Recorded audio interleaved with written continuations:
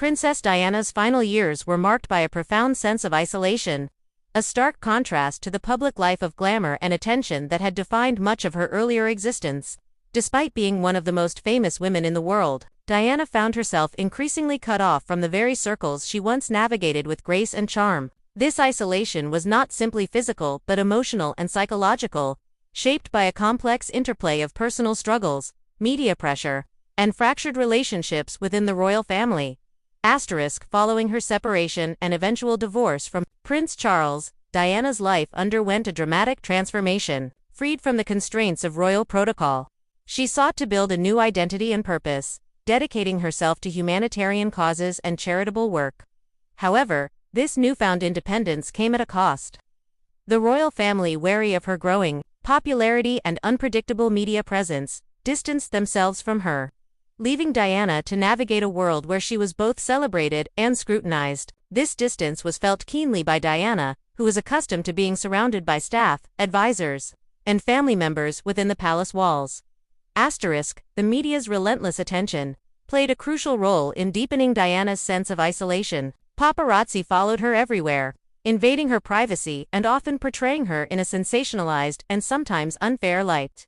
This intense scrutiny made it difficult for Diana to maintain close personal relationships, as friends and companions feared becoming targets themselves. Her attempts to find normalcy and companionship were thwarted by the constant presence of cameras and reporters, further alienating her from the outside world. Emotionally, Diana struggled with the trauma of her broken marriage and the loneliness that accompanied it.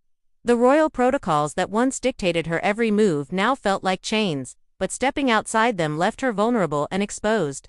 Her trust in those around her waned, and she became more guarded and withdrawn.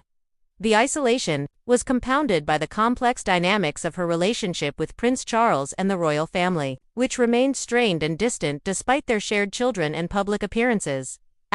Despite this isolation, Diana continued to engage with the world through her charitable work, focusing on causes such as HIV, AIDS awareness, landmine removal, and homelessness. These efforts allowed her to connect with people outside the royal bubble, offering a semblance of purpose and human connection. Yet even in these moments of outreach, the shadow of her isolation lingered, as the pressures and loneliness of her personal life weighed heavily on her.